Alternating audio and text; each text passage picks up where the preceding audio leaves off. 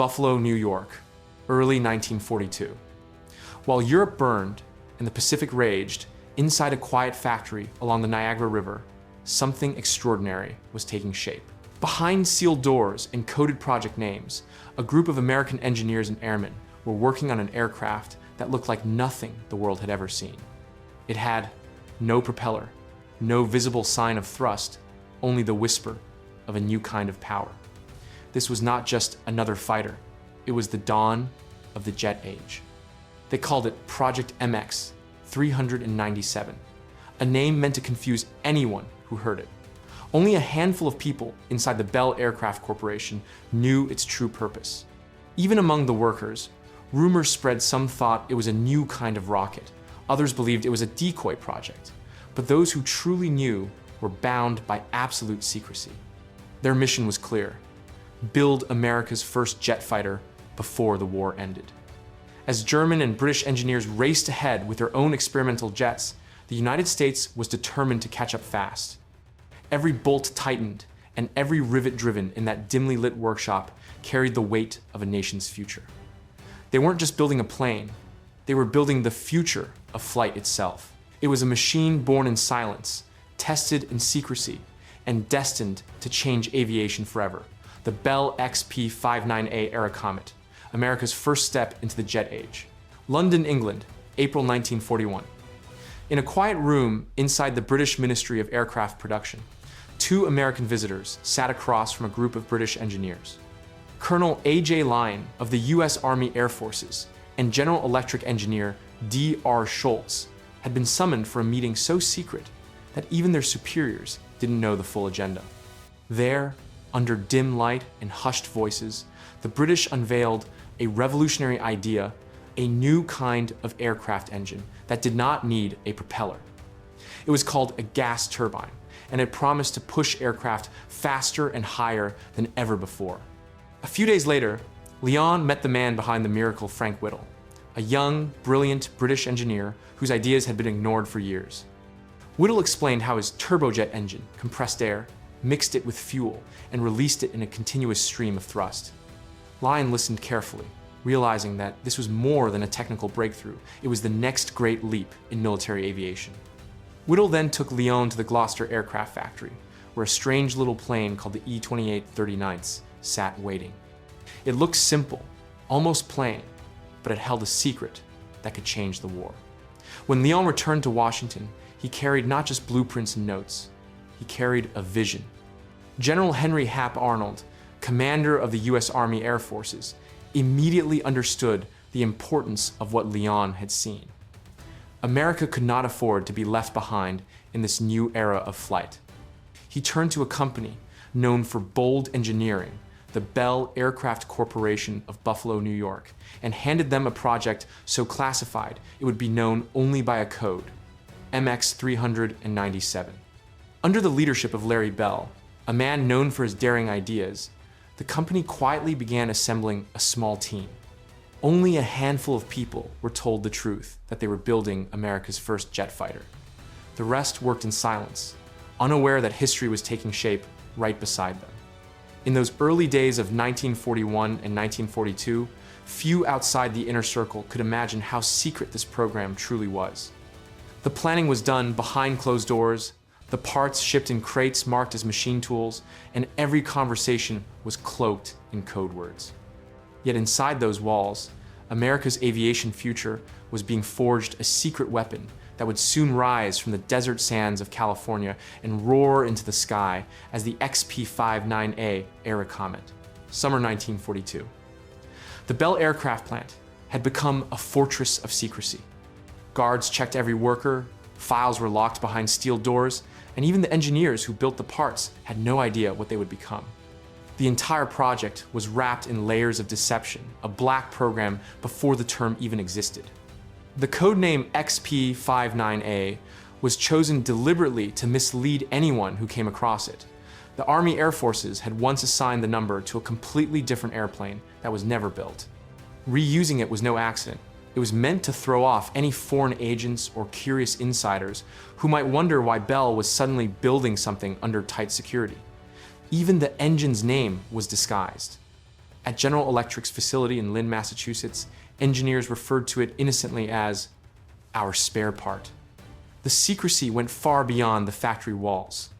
The correspondence between Bell, General Electric, and the Army was written in vague technical terms.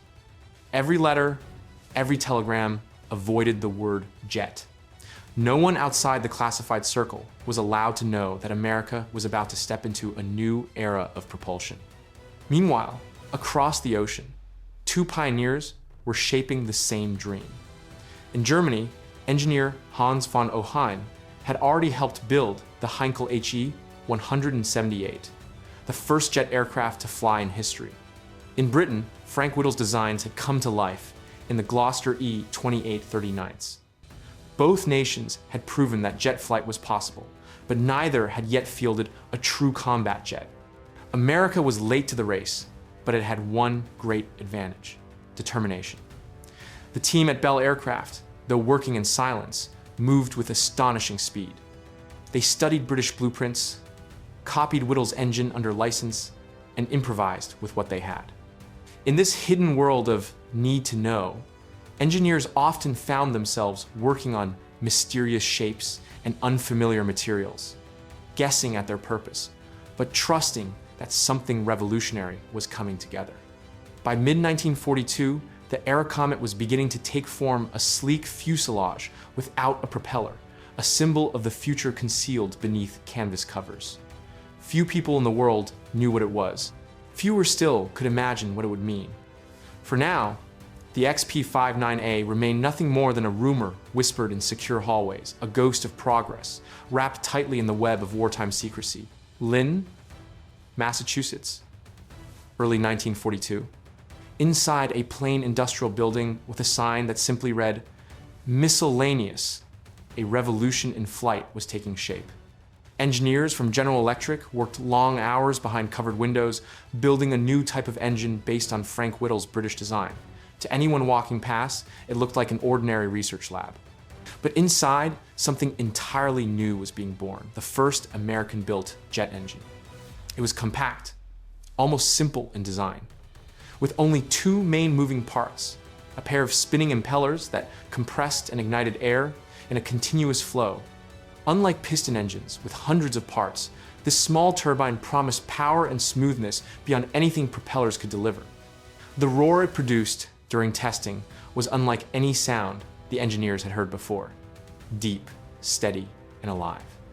At the same time, in Buffalo, New York, the Bell Aircraft Corporation was building a plane that no one outside a small inner circle even knew existed. The team worked in isolation, with sections of the fuselage delivered in crates marked under false descriptions. The blueprints were labeled under confusing numbers, and only a handful of senior engineers, led by Robert M. Stanley, Bell's chief test pilot turned project manager, understood what they were building. Stanley was a man who loved to fly but hated office work. When Larry Bell asked him to oversee the secret jet project, he accepted with quiet enthusiasm, knowing he was part of something historic. The aircraft's shape began to emerge, smooth, streamlined, and unlike anything else in the skies. There was no propeller, just a rounded nose and twin engines buried in its belly. But building such a machine required secrecy and distance. The Army needed a remote testing ground far away from curious eyes. They chose a place so desolate that one officer described it as way to hell and gone, a dry, cracked lake bed between the San Bernardino and Shadow Mountains of California. The location was called Muroc Army Air Field, a name derived by reversing the surname of the Coram brothers, the settlers who once lived there. By the summer of 1942, trains began arriving at Muroc carrying wooden crates stamped aircraft parts. Few of the mechanics unloading them had any idea they were assembling the United States' first jet fighter. Under the blistering desert sun, tents became workshops, and a small crew worked tirelessly, fitting the final bolts of a plane that had never before existed in American skies, the Bell XP-59A Airacomet. Muroc Army Air Field, California, October 1, 1942. The desert was still that morning, the horizon glowing with soft light as the sun rose over the dry lake bed. Engineers stood quietly beside a strange, propellerless aircraft painted in dull olive green. To the few who knew what it was, this day marked the start of a new era. To everyone else, it was just another test flight for another secret project. Test pilot Robert M. Stanley climbed into the cockpit, strapped himself in, and glanced around the unfamiliar interior. There was no roaring piston engine in front of him, no spinning blades, just silence and the faint hum of the new General Electric turbojets buried deep inside the fuselage. Mechanics pulled away the chocks, and Stanley eased the throttle forward. A deep, smooth whine filled the desert air. The aircraft began to roll, slowly at first, then faster, the sound rising into a steady, powerful howl. And then, with a gentle lift, it broke free from the ground. America's first jet plane was airborne. The XP-59A climbed gracefully into the blue California sky, its engines glowing faintly as it gained speed. Those watching from the ground could hardly believe their eyes. The aircraft moved differently, quieter, smoother, almost ghostly. In the control tower, the flight officers recorded a new milestone in aviation. First US jet-powered flight successful. While Germany's Messerschmitt Me 262 had already flown, and Britain's Gloster Meteor was in testing, America's Airacomet was not far behind. It had finally entered the race, and the jet age had officially arrived on US soil. When Stanley landed, the ground crew erupted in cheers, though none could speak openly about what they had just witnessed. The XP-59A had proven it could fly fast, stable, and smooth, but it was only the beginning. The question now was not if America could build a jet fighter, but whether it could build one powerful enough to change the war. In late 1942, the early test flights of the XP-59A filled the desert with excitement and disbelief. America had done it, a jet plane that flew, climbed, and landed safely. The engineers and pilots celebrated quietly, but beneath the pride came a sober realization. The Airacomet was not yet ready for war. On paper, it was impressive, a twin-engine fighter capable of speeds near 400 miles per hour, with no propeller drag and a sleek, aerodynamic frame. Its design allowed something new for American fighters, all guns mounted in the nose. 3 50 caliber Browning machine guns and a 37mm cannon could now fire straight ahead with deadly accuracy. It was the perfect gunfighter in theory. In practice, the results were mixed. When test pilot Robert Stanley fired the guns, the recoil made the entire aircraft shudder violently. The jet trembled so much that it threw off aim, making precise shooting nearly impossible. The new technology was fast but fragile, and small design flaws became major obstacles at high speed. Still, the potential was undeniable. By mid-1943, 5 Airacomets were flying, 3 at Muroc and 2 at Wright Field, Ohio, where military evaluators pushed the aircraft to its limits. The Army Air Forces had already placed an ambitious order for 300 units, enough to equip 9 full squadrons. Plans were even underway to send 3 to the US Navy for testing. But as the war intensified, the Airacomet began to show its limits. Its jet engines were powerful but thirsty. Its range was short, and its climb rate lagged behind the latest prop-driven fighters like the P-51 Mustang and the F-4U Corsair. For a weapon meant to revolutionize air combat, the XP-59A was proving to be more of a teacher than a warrior. Even so, every test flight taught the engineers something new lessons that would shape the next generation of American jet fighters. The Airacomet had opened the door. Now, others would walk through it. In 1944, by now, the Airacomet had flown hundreds of hours.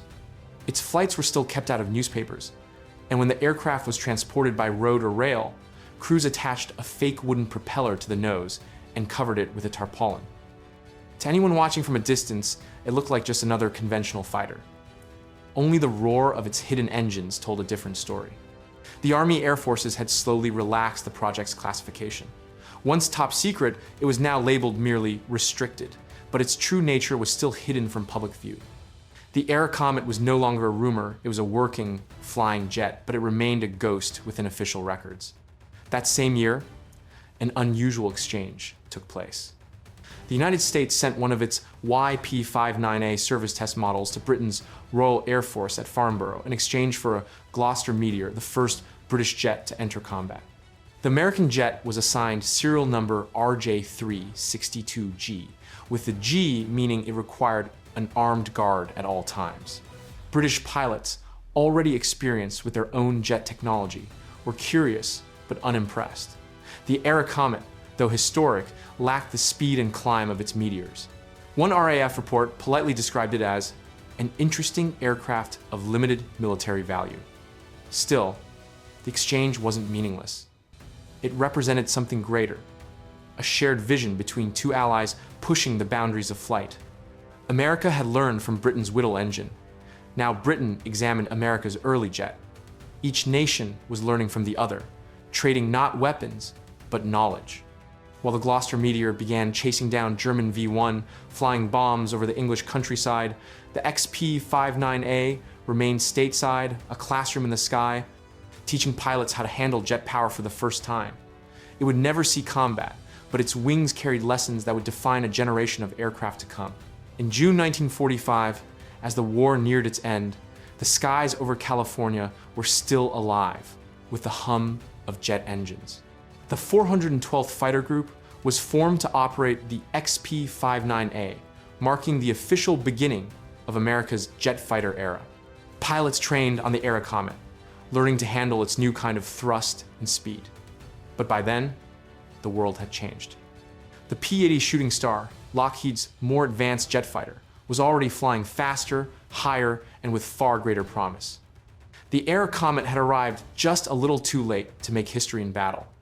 It never faced a Messerschmitt or a Zero, never flew over Berlin or Tokyo. Yet, it fulfilled a different mission. It taught America how to build and fly jets. Every lesson learned from its design flaws, its trembling guns, and its heavy fuel use helped engineers refine what came next. When the war ended in August 1945, the Airacomet quietly faded into the background. Only 66 were ever built, 3 prototypes, 13 pre-production models, and 50 production aircraft, divided between the Army and the Navy. Some were dismantled, others were used for experiments. But a few remained at bases across the country, serving as trainers for the new generation of jet pilots who would soon take America into the Cold War skies. Captain Eugene A. Wink, one of the first combat pilots to fly the Airacomet, remembered it with mixed emotions. It felt fragile, he said, but it could turn on a dime. To him, it wasn't a fighter, it was a teacher. And that's exactly what it became. A bridge between the old world of roaring propellers and the new world of jet thunder.